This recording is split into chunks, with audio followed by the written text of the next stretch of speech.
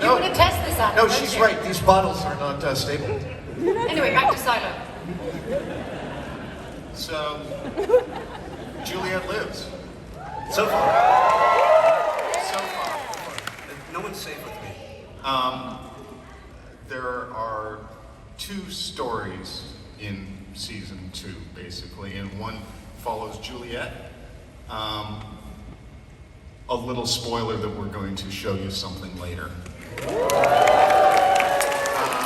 And the other story is what happens in her home silo and what goes on there, because no one in the history of the Silo Project that anyone knows, and now we call it the Silo Project because there's a lot of other silos, has ever walked up the hill. So, just her, Miss Juliet. So Sims is going to have to crack some heads, I think. This is causing problems for your character, right? Yeah, for sure.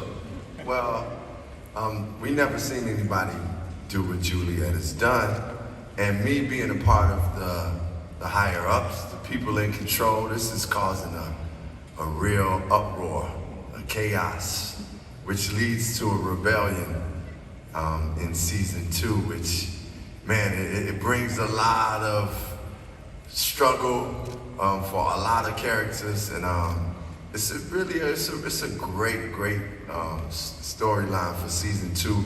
It got me very excited as soon as I read those scripts, and man, I'm just geeked to be here at Comic-Con, y'all. I ain't gonna front.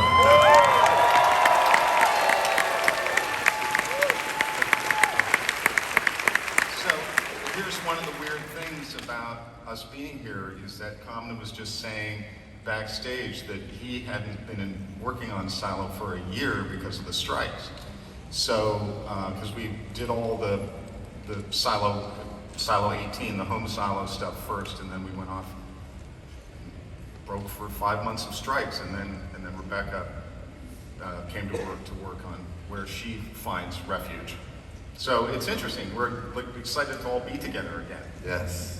Well, and this is a hallowed space where we talk about world building with a capital W all the time. And you know, Hugh, you started by writing the books, but Graham, you had to build a team to actually build this world. And I'm curious about season 2. After you spent season 1 getting to know it and build it, what was the experience of now knowing this world and coming back to it for season 2? Well, the great thing about going into season 2 was we didn't have to rebuild the world. I mean, we have to build half of the world, as you'll see where Juliet lands. But we'd already established the basic rules and stuff. And Hugh and I have an agreement that I always bring up, which is I encourage everyone, here, anyone you know, to buy the books, but don't read them until the series is over. Because we want the fun of solving the mysteries. Because this is a mystery show. And the fun thing is you have 10 episodes to torture the viewers, because you have these cliffhangers, you have more mysteries coming out. So with the book, you know, you only get one chance at an ending, but here we got 10 chances to like upset you for a week. Rebecca, I am curious about season 2 is very different for you in terms of the number. Well, I don't want to give away too much. I mean, good luck. With the thing. Let's just say a new cast of characters. To put it one way.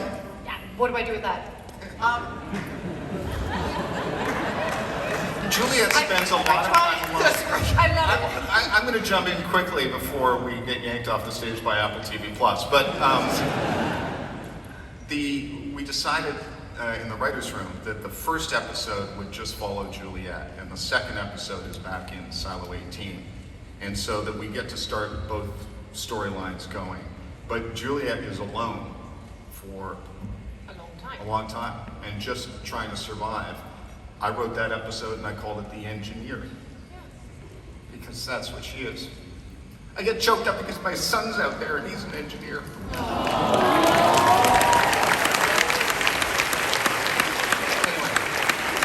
done with that. We love each other.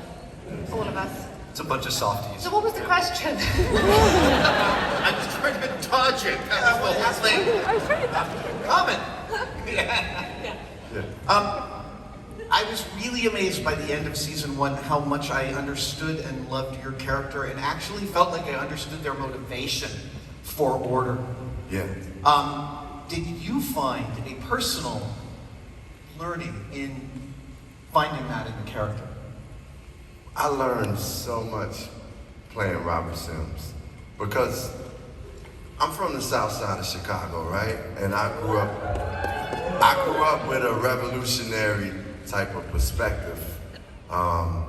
Heroes of mine like Fred Hampton and Malcolm X, and, you know, people who went against the system.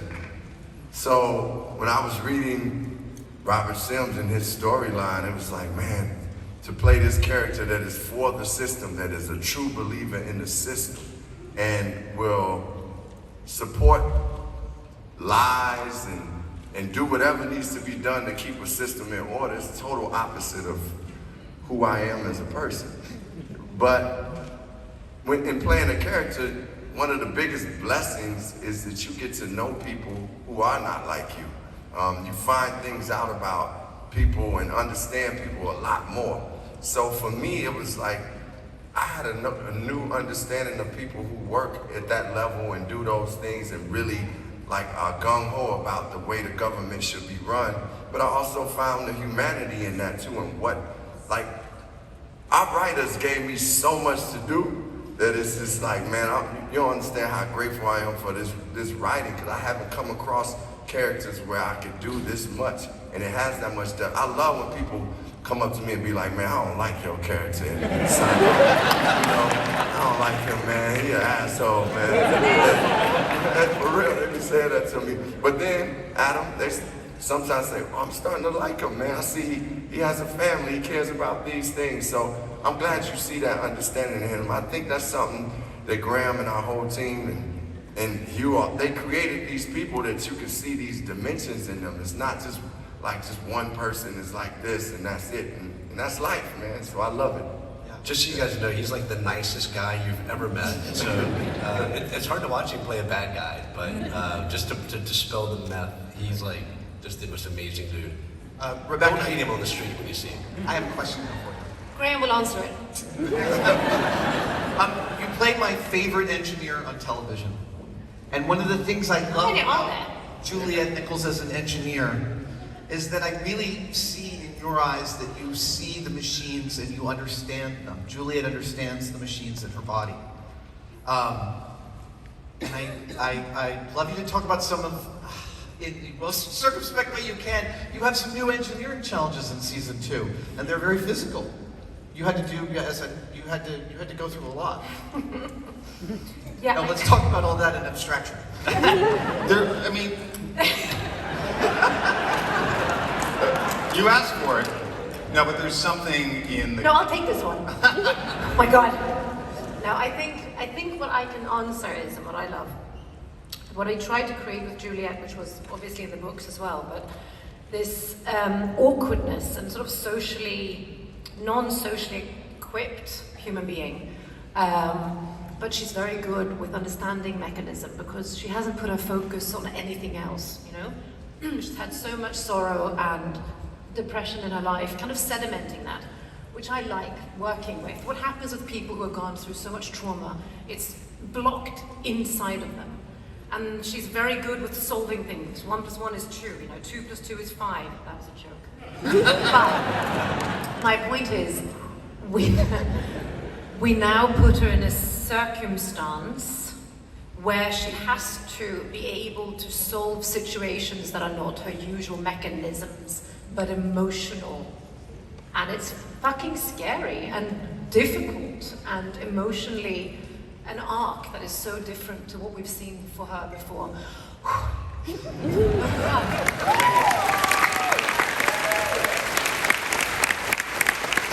Graham, that was an excellent impression of Rebecca.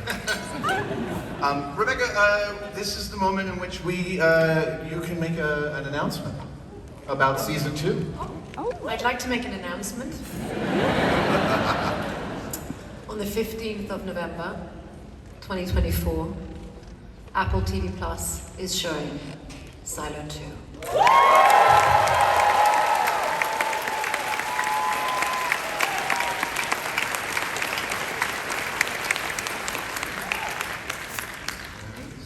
I'm already thinking about making one of these suits. Graham, we have, do we have anything we can show? You know, it's interesting, Adam. No, we don't. I'm kidding. I already spoiled that. Yeah, you can't come to Comic-Con. And by the way, this is my first time, and it's just blowing my mind.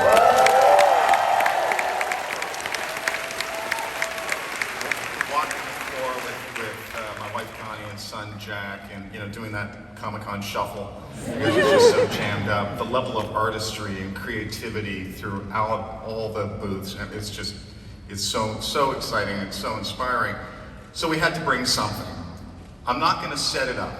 I'll just say this is from the first episode. I'll say this is from the last part of the episode. And Juliet is confronted with an engineering challenge. And we'll just start with that. Excellent, let's roll.